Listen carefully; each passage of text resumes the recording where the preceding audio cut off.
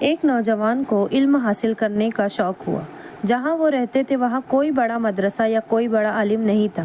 ان کے والد کا انتقال ہو چکا تھا، والدہ زندہ تھی۔ انہوں نے والدہ سے کہا، مجھے اجازت دیجیے کہ میں بغداد جاؤں اور وہاں مدرسے میں داخل ہو کر علم حاصل کروں۔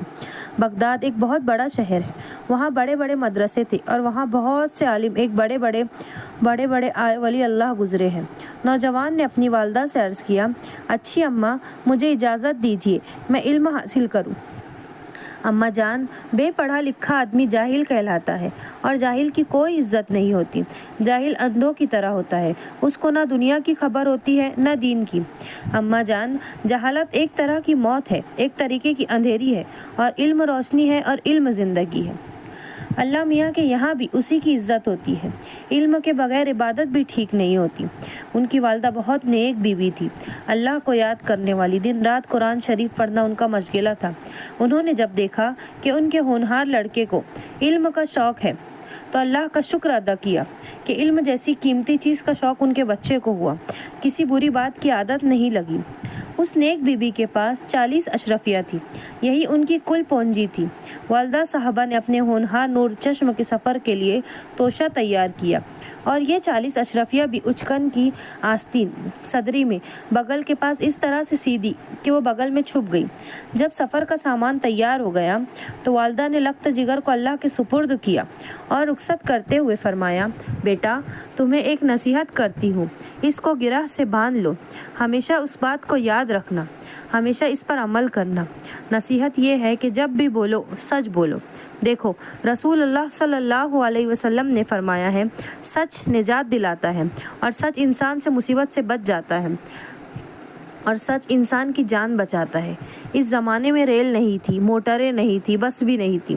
لوگ اونٹ اور گھوڑوں پر یا پیدل سفر کیا کرتے تھے، اور چونکہ چوروں اور ڈاکوؤں کا خطرہ رہتا تھا، اسی لیے بہت سے آدمی ساتھ میں سفر کیا کرتے تھے۔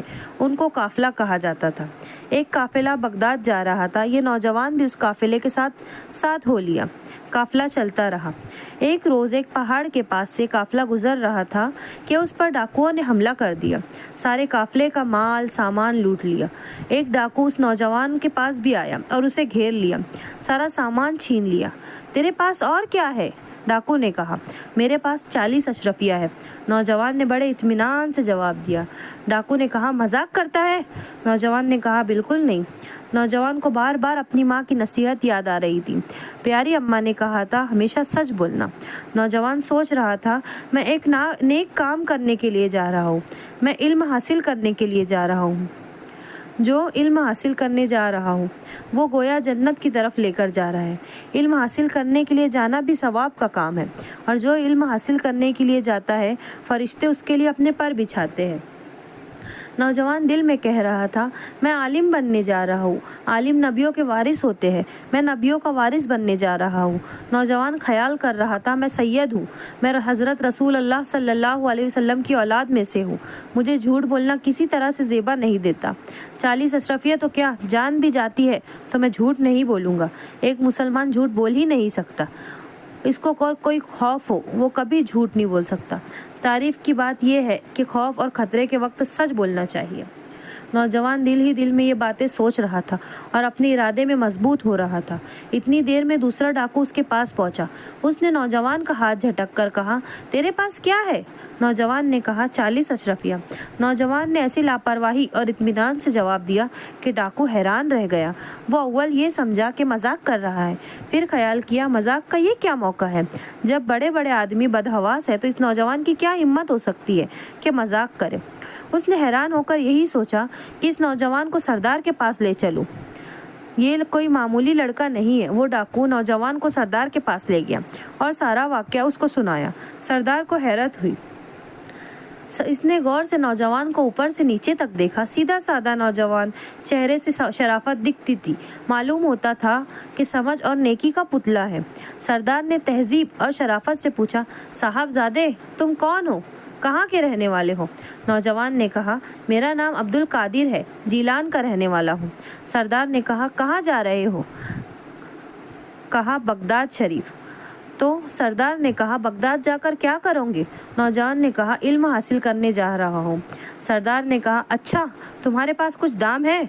नौजवान ने कहा, जी हाँ, मेरे पास 40 अशरफिया है। सरदार ने कहा, कहाँ है? नौजवान ने कहा, ये है बगल के नीचे उचकन सदरी के आस्तीन में, मेरी वालदा ने सी दिए थे। सरदार ने कहा, तुम बहुत सीधे हो, ऐसी छुपी हुई चीज़ें यूँ बता दिया करते हो। नौजवान ने कहा, कहीं मुसलमान भी झूठ बोला करते हैं। इस गुफ्तगू ने डाकुओं के सरदार के दिल पर बहुत असर किया, जैसे वो ख्वाब गफलत में सो रहा था। अब अचानक उसकी आँख खुल गई। वो बहुत शर्मिंदा हुआ और दिल ही दिल में कहने लगा, ये नौजवान बच्चा इस्लाम के हुक्म का इतना पाबंद है और हम मुसलमान होकर इस्लाम को बदनाम कर रहे हैं। ये बच्चा एक दफ़ा झूठ बोलने को तैयार नहीं, और हम अपने बच्चों को झूठ की मशक कराते हैं, खुद भी दिन रात झूठ बोलते हैं, अल्लाह की मखलूक को तबाह करते हैं, अपने भाई बहनों को सताते हैं, उनकी गाड़ी कमाई बर्बाद करते हैं। तो ऐसी ज़िंदगी पर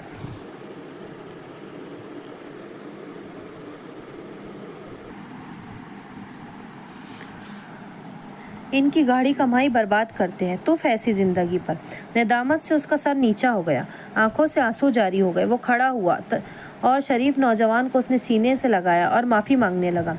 अब शरीफ नौजवान को भी जोश आ गया। उसने दर्द भरे अंदाज में कहा, मुझसे माफ़ी मांगना कोई चीज़ नहीं, अल्लाह से माफ़ी मांगो जिसकी मखलूक को आप परेशान करते हैं, इससे तो तौबा करो।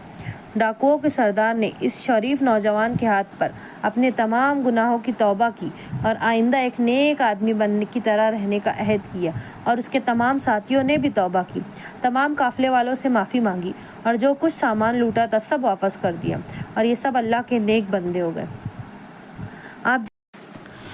आप जानते हैं कि ये नौजवान कौन थे?